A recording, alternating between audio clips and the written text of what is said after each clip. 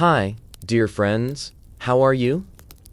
Today I'm going to tell you about some crazy medieval youths. Grab your coffee and get ready to listen. First of all, please subscribe to my channel and leave a comment. Across medieval Europe, as the light faded from the sky and the working day drew to its close, a particular sound marked the turning point between day and night in towns large and small. The curfew bell, rung from a parish church or a town's central tower, signaled the moment when fires were to be covered, gates closed, and the ordinary business of daylight set aside. For young people across the medieval world, whether apprentices bound to a master's workshop, servants attached to a noble household, students crowding the lecture halls of Europe's earliest universities, or were the sons and daughters of ordinary peasant families, this nightly transition carried particular meaning, since youth itself, in the eyes of medieval society, was widely regarded as a stage of life demanding especially careful supervision once. This is the story of how young people across medieval society actually experienced the hours between the curfew bell and the return of morning light. It is a story shaped by strict guild regulation and careful parental oversight, but also by genuine friendship, courtship, mischief, and the ordinary human desire, common to the young in every century, to find companionship and enjoyment even within a world that watched their nighttime movements with particular concern. To understand medieval youth is to understand not only how they labored and learned by day, but how they lived, however constrained, once the sun went down. Chapter 2: A World Divided by Darkness. Medieval attitudes toward the night, and toward the particular dangers it was believed to hold for the young, grew from a combination of practical concern and deeply held cultural belief. Darkness limited visibility, made streets and roads considerably more dangerous to navigate, and, in the eyes of medieval town authorities, provided cover for exactly the kind of disorder, theft, and violence that a well-ordered community sought to prevent. Surviving town ordinances from across medieval Europe, including numerous examples preserved in English boroughs records, consistently reflect a particular anxiety about unsupervised young people abroad after dark, an anxiety that shaped a considerable body of local law, specifically targeting the nighttime behavior of servants, apprentices, and other young unmarried residents of a town. This concern was not without genuine foundation. Court records from medieval English towns document a real pattern of nighttime disturbances, minor violence, and theft disproportionately involving young men, particularly those grouped together in the absence of the direct household supervision that governed their daytime hours. Yet these same records, alongside literary and household sources from the period, also reveal a far richer and more varied picture of medieval youth at night than mere disorder alone, one that included genuine social gathering, courtship, religious devotion, and the ordinary rhythms of household service that continued well past the ringing of the curfew bell. Chapter 3: The Apprentice's Evening. For the many thousands of young people across medieval Europe bound as apprentices to a craft master, typically beginning this arrangement somewhere between the ages of 12 and 16 and 16 and continuing for a term of years that might stretch to 7 or more, the structure of daily and nightly life was governed by a formal contract of indenture that specified not only the training an apprentice would receive, but frequently the standards of behavior expected of them, including explicit provisions concerning their conduct after dark. Guild regulations, preserved in considerable detail across surviving records from medieval English towns and their continental counterparts, commonly required apprentices to reside within their master's own household, sleeping typically within the workshop itself or in an attached chamber, an arrangement that placed a young apprentice under the direct, continuous supervision of the master and his family well beyond the conclusion of the working day. This residential requirement served a clear practical purpose from the guild's perspective, ensuring that an apprentice's behavior, including any nighttime activity, remained subject to the master's oversight and, by extension, the broader reputation and good order of the craft guild to which the master himself belonged. Despite this formal supervision, evidence from guild court records and other surviving sources makes clear that apprentices frequently found opportunities, whether sanctioned or otherwise, to venture beyond their master's household after the day's labor had concluded, gathering with fellow apprentices from neighboring workshops, visiting taverns, despite frequent guild prohibitions against exactly this behavior, and generally seeking out the kind of youthful, full social company that the formal structure of apprenticeship, however strict in principle, could not entirely prevent in practice. Chapter 4: Serving the Household After Dark. Young people employed as servants within wealthier medieval households, whether the manor of a rural lord or the townhouse of a prosperous merchant, faced a nighttime routine shaped directly by the ongoing needs of the household they served, needs that did not simply cease with the setting of the sun. Household accounts and management treatises surviving from the medieval period describe a range of evening and nighttime duties expected of young servants, including tending fires, preparing rooms for sleep, attending to the needs of the household's senior members, and for those serving in the most prominent households, remaining available through much of the night to respond to a need that might arise. Young pages and squires attached to noble households, a distinctive category of youthful service that combined domestic duty with the beginnings of a broader education in courtly and, for young men destined for knighthood, eventually martial life, frequently slept in close proximity to the lord,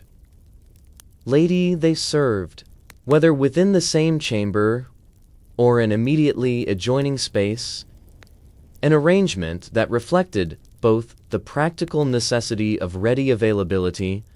and the broader medieval understanding of youth as a period requiring close, continuous supervision by social superiors responsible for a young person's proper upbringing and eventual advancement. For young female servants, evening and nighttime duties frequently included attending to the personal needs of a lady of the household, assisting with the lengthy process of undressing and preparing for sleep, common among wealthier medieval women, and remaining available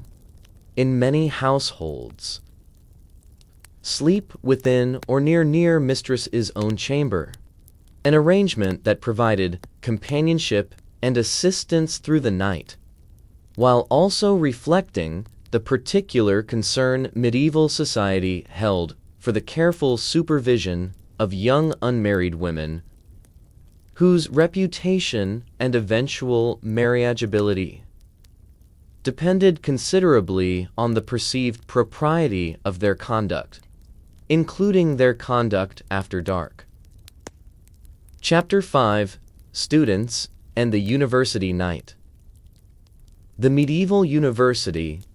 emerging as a distinctive institution across the 12th and 13th centuries in cities including Paris, Bologna, and Oxford, brought together considerable numbers of young men,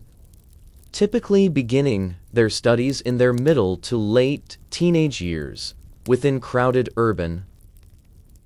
environments whose nighttime life became a genuine and well-documented source of concern for both university and municipal authorities alike. Surviving university statutes from across medieval Europe reveal persistent efforts to regulate student behavior after dark, including explicit curfews requiring students to return to their lodgings by a specified hour, prohibitions against carrying weapons through the streets at night, and repeated disciplinary measures directed against students found engaged in nighttime disturbances, gambling, or visits to taverns and other establishments considered inappropriate to a student's scholarly vocation. The persistent recurrence of these regulations across many decades and numerous university statutes strongly suggests that such rules were honored, in practice, at least as often in the breach as in strict observance, a pattern confirmed by surviving records of disciplinary proceedings against individual students for exactly this kind of nighttime misconduct. The genuine and sometimes violent tension between university students and the permanent residents of the towns that hosted them, a phenomenon well documented across medieval Oxford, Cambridge, Paris, and other university towns, and remembered in the traditional phrase town and gown frequently, erupted specifically during the nighttime hours when groups of students, freed from the immediate oversight of their instructors and emboldened by the anonymity of darkness, clashed with local tradesmen,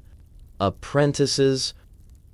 or town watchmen over grievances ranging from unpaid debts to simple youthful disturbances serious enough, in several well-documented instances across medieval English university history, to result in genuine riots involving significant injury and loss of life.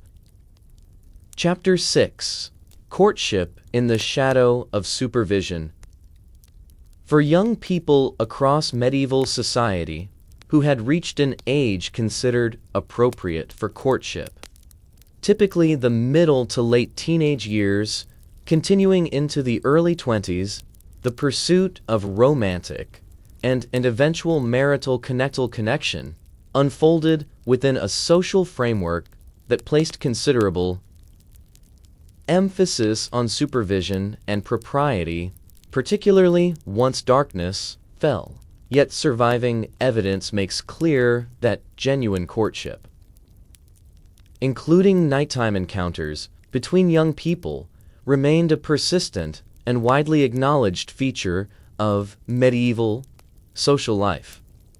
Village custom across much of medieval rural England and continental Europe permitted a degree of supervised evening courtship,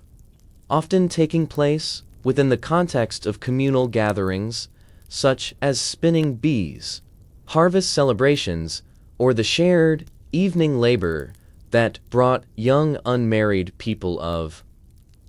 a village together under conditions that offered at least some measure of informal chaperonage through the simple presence of other community members.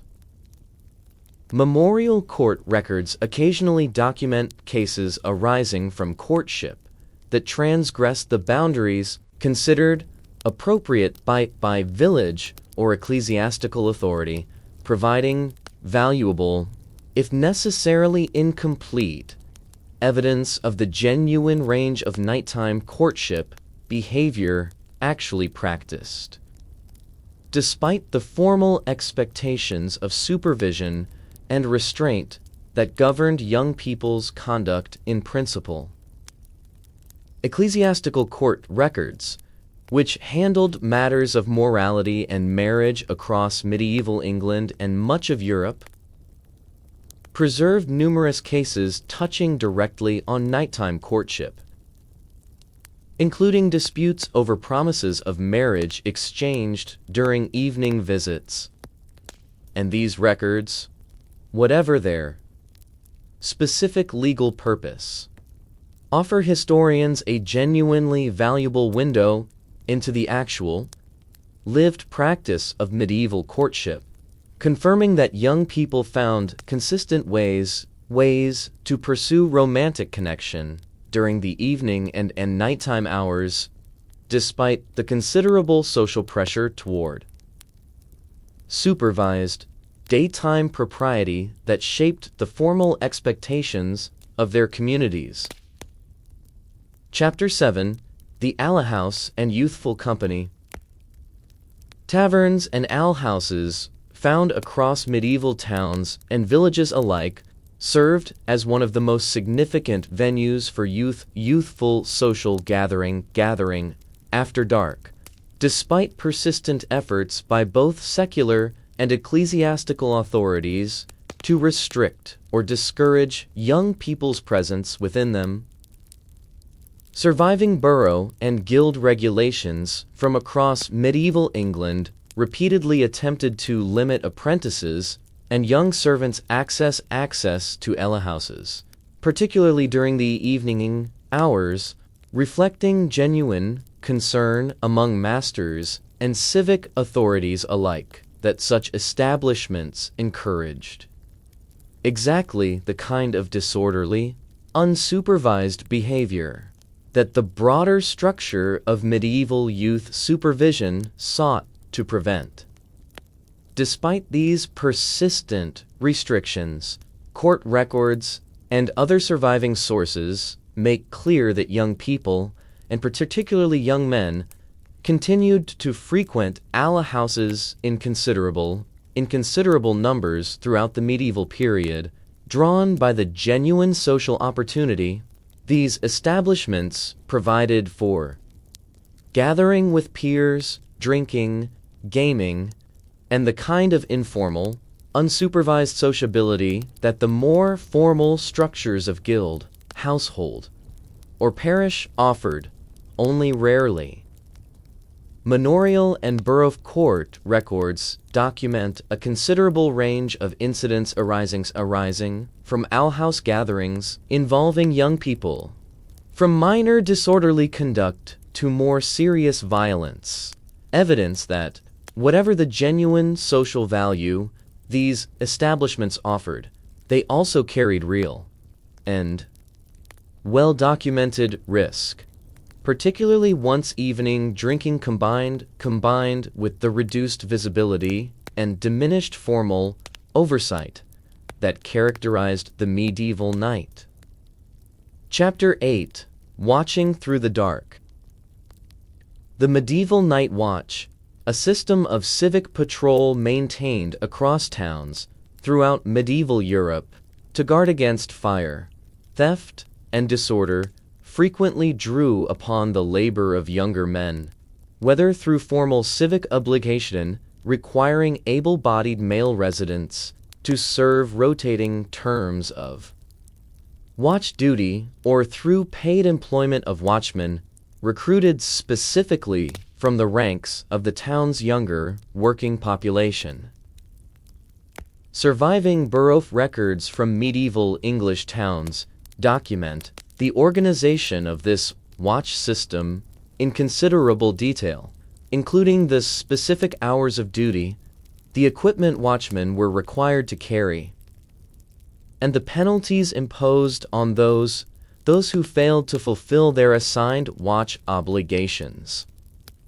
This nighttime civic duty placed young men directly at the center of medieval urban efforts to manage the genuine dangers of the dark hours, patrolling streets, checking that doors and shops remained properly secured, and responding to any disturbance, fire, or crime discovered during their rounds. A responsibility that carried genuine risk, given the same disorderly nighttime conditions the watch itself existed to address. Surviving court records document numerous instances of violent confrontation between watchmen and those they encountered during their nighttime rounds, including, in a considerable number of documented cases, confrontations specifically involving other young people, whether apprentices returning late from an evening's entertainment or students embroiled in the town and gown tensions discussed in an earlier chapter, illustrating the genuinely complex position young people occupied within medieval nighttime life, simultaneously responsible in their capacity as watchmen for maintaining order after dark, and frequently implicated in their capacity as ordinary young residents in exactly the kind of disorder that same watch system was designed to prevent. Chapter 9: The Village Evening. For the great majority of medieval Europe's young people who lived not in towns or university cities, but within the agricultural villages that made up the overwhelming bulk of medieval settlement, evening and nighttime social life took a rather different form by the particular rhythms of rural labor and the close, interconnected structure of village community itself. The shorter working day imposed by winter's limited daylight created, as discussed in earlier accounts of medieval winter life, a genuine season of increased indoor evening activity, and young unmarried people frequently gathered for shared tasks such as spinning, weaving, or the communal husking of harvested crops, activities that combined necessary household labor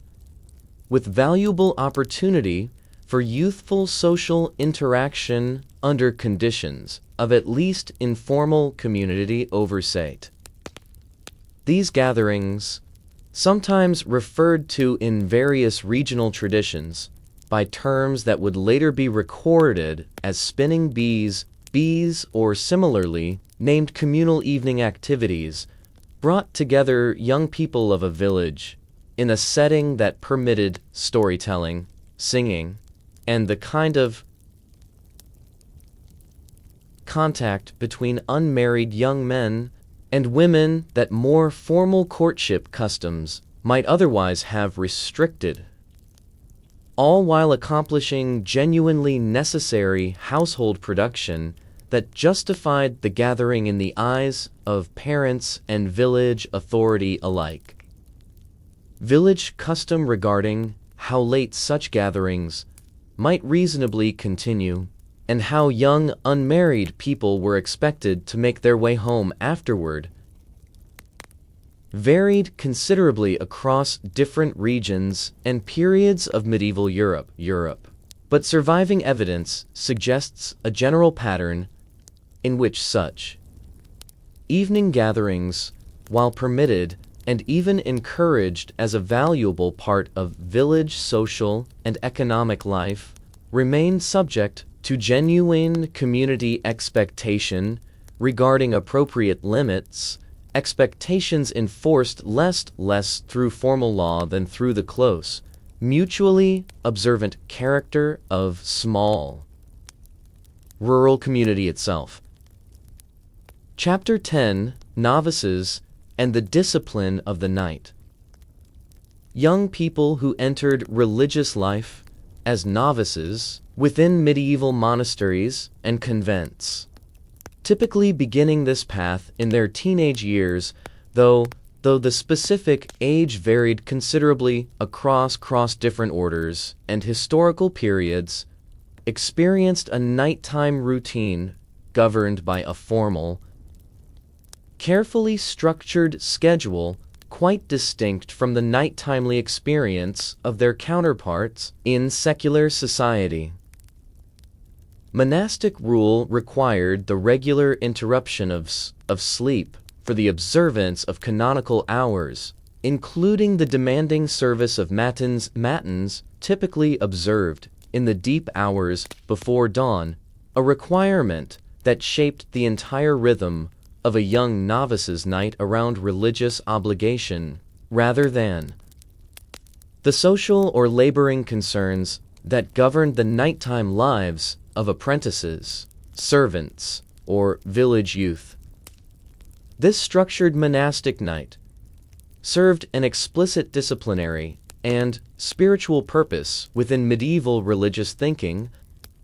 understood as a valuable exercise in submitting bodily comfort and natural inclination to the higher demands of religious devotion, and surviving monastic records document particular attention given to the proper training of young novices in this demanding nighttime discipline, including guidance from more senior members of the community intended to help younger novices adjust to the genuine physical challenge of repeated nighttime waking. Convents housing young women who had entered religious life similarly maintained this structured nighttime schedule of prayer, and surviving accounts from various medieval religious communities suggest that this demanding nighttime routine, whatever its genuine spiritual purpose, also served the practical function of maintaining close, continuous supervision over young novices during exactly the hours when medieval society more broadly harbored particular concern about the conduct and safety of unsupervised youth. Chapter 11, When the Night Turned Dangerous. Medieval town and royal law reflected genuine and a sustained concern regarding the dangers young people, and particularly young men, might pose or encounter during the nighttime hours, and this concern found formal expression in a considerable body of legislation specifically targeting what medieval legal sources frequently termed nightwalking, the act of moving through town streets after the curfew hour without adequate lawful purpose.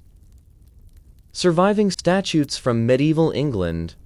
including provisions found within broader legal compilations addressing the maintenance of civic peace, established specific penalties for those found wandering after dark without reasonable explanation, provisions that fell with particular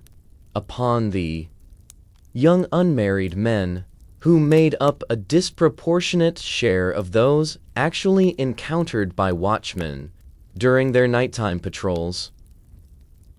Court records document the genuine range of nighttime offenses actually prosecuted across medieval English towns and villages,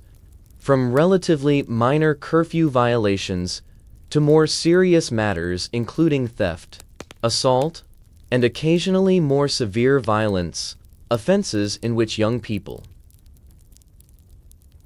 particularly groups of young men, gathered together outside the direct supervision of household or guild, appear with notable frequency across the surviving legal record. This pattern reflects, in part, the genuine reality that young people, less constrained by the household and occupational responsibilities that governed adult life, possessed both greater opportunity and, in the eyes of many contemporary observers, a particular youthful inclination toward exactly the kind of nighttime activity that medieval law and custom worked so persistently and so incompletely to restrain. Chapter 12: Bonfires, Bells, and the Youth of Festival Nights.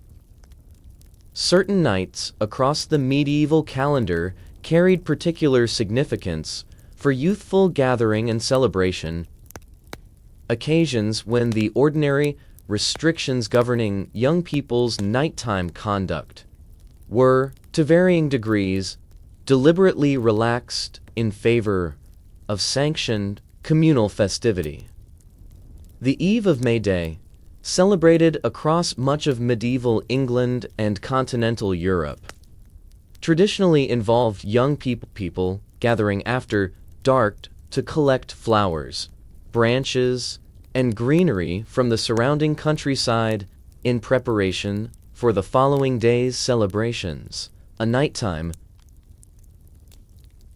Church and civic authorities occasionally viewed with some suspicion, given its association with unsupervised mixed-gender gathering, yet one that persisted as a genuinely popular and widely tolerated feature of medieval youthful culture across many generations. Midsummer's Eve, similarly celebrated with bonfires lit after dark across much of medieval Europe, drew young people from a village or town together for an evening of shared celebration that combined genuine religious and protective significance, since fire was widely believed to offer protection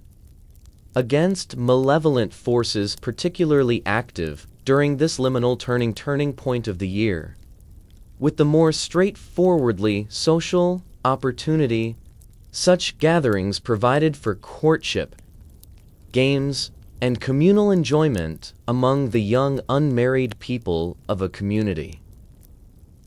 These festival nights, however exceptional within the broader pattern of restricted and supervised youthful nighttime conduct discussed throughout this account, reveal an important complementary truth about medieval attitudes toward young people and the dark hours, an acknowledgement, however, cautious and carefully bounded, that youth required genuine occasion for joy, celebration, and social connection, even within a broader cultural framework that otherwise viewed the unsupervised nighttime activity of the young with such persistent and well-documented concern. Chapter 13: Sleeping Under a Master's Roof.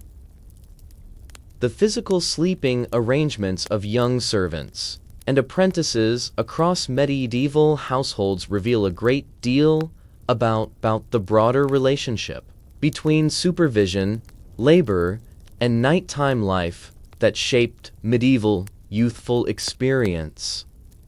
Household inventories and surviving building evidence from medieval English towns confirm that apprentices and household servants very commonly slept within their master's own house, often in shared quarters with fellow apprentices or servants, whether in a loft space above the workshop, a shared chamber within the main house, or, in more modest households, simply within the same room where the day's work had been conducted. This shared sleeping arrangement carried practical significance beyond mere economy of space, since it placed young workers under continuous household oversight, even through the hours of sleep, while also fostering, according to surviving accounts from apprentices and former maidservants themselves, genuine bonds of companionship among the young people who shared these close quarters night after night across the years of their service. Larger noble and manorial households frequently housed a considerable number of young servants and retainers within communal sleeping spaces, sometimes within the great Hoyt Hall itself, as discussed in earlier accounts of medieval manorial life, an arrangement that similarly combined practical household necessity with a degree of natural, ongoing social contact among the young people who made up so significant a portion of any substantial medieval household's daily and nightly population. Chapter 14: Betrothal, Marriage, and the Nights that Followed. The transition from the closely supervised nighttime existence of medieval youth toward the considerably greater independence associated with marriage represented a significant milestone within the broader life cycle of medieval young people, and the customs surrounding betrothal and marriage themselves frequently involved specific nighttime elements that surviving records allow historians to reconstruct with reasonable detail. Betrothal, the formal exchange of promises to marry that preceded the wedding ceremony itself across much of medieval Europe, sometimes involved an evening gathering of family and witnesses, and ecclesiastical court records occasionally document disputes arising from exactly such nighttime betrothal exchanges, offering valuable incidental evidence of how these important social transitions were actually conducted. Wedding celebrations themselves, particularly among the more prosperous ranks of medieval society who could afford an extended celebration, frequently continued into the evening and nighttime hours, involving feasting, music, and the kind of extended community gathering that echoed, on a grander and more sanctioned scale, the ordinary evening social gatherings of unmarried village youth discussed in an earlier chapter. The particular customs surrounding a newly married couple's wedding night, while treated with considerable discretion in most surviving medieval sources, appear in various regional traditions to have involved specific ceremonial elements, including the formal escorting of the couple to their marriage bed by family members and witnesses, a custom that, whatever its specific regional variation, reflected the broader medieval understanding of marriage as a matter of genuine communal significance, rather than purely private concern, extending even into what modern sensibility might regard as an entirely personal and private moment. Chapter 15: Daughters and the Particular Weight of the Dark. Young women across medieval society faced nighttime restrictions and expectations that, while sharing much in common with those governing young men, carried their own particular emphases, shaped by the medieval concern for a young woman's reputation and eventual marriageability, both of which were widely understood to depend considerably on the perceived propriety of her conduct, including her conduct after dark. Household guidance literature surviving from the medieval period, including treatises specifically addressed to the proper upbringing of daughters, frequently emphasized the particular importance of careful supervision during the evening and nighttime hours, reflecting a broader culture anxiety found across virtually every level of medieval society. regarding the specific vulnerability young unmarried women were believed to face once darkness fell. This did not mean young women were entirely confined after dark, and the evidence already discussed throughout this account, including village spinning gatherings, festival night celebrations, and the courtship customs conducted under at least informal community supervision, confirms that young women participated genuinely and regularly in medieval nighttime social life. Yet the particular consequences young women faced for perceived impropriety during these nighttime activities, evident in the disproportionate attention ecclesiastical courts directed toward matters of sexual conduct and reputation involving young unmarried women, reveal a genuine, consistently documented asymmetry in how medieval society understood and managed the nighttime lives of its young men and young women, an asymmetry that shaped, in ways both subtle and explicit, the actual lived experience of medieval girlhood and young womanhood across the long centuries of the medieval period. Chapter 16. What the words leave us. Much of what historians today understand about how medieval young people actually experienced their nights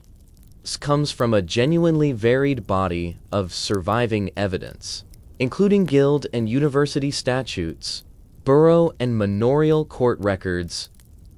ecclesiastical court proceedings, household accounts,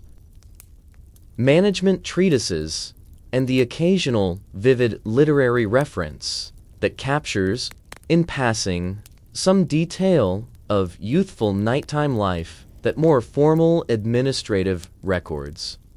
leave unrecorded. Each of these sources carries its own particular limitations and biases, since court records, by their very nature, disproportionately document disorder and transgression rather than the ordinary, unremarkable nighttime experiences that left no trace in any surviving archive, while guild and university statutes reveal official expectation and concern more reliably than they reveal actual, lived behavior. Taken together, however, this varied evidence allows historians to reconstruct a genuinely rich and multifaceted picture of medieval youthful nighttime life. One considerably more complex than either the image of strict, universally effective supervision that formal regulation alone might suggest, or the image of uniform youthful disorder that court records, read in isolation, might imply. The actual experience of medieval youth after dark emerges instead as a genuine negotiation between formal supervision and youthful autonomy, between real danger and genuine opportunity for companionship and joy, a negotiation that connects the apprentice slipping out to a forbidden house, novice rising for matins in the deep cold of a monastic night, the village girl gathering with her friends for an evening of spinning and song, and the student embroiled in the tensions of town and gown into a single, coherent, and genuinely human story of what it meant to be young in the medieval night. Chapter 17. The enduring shape of a young night.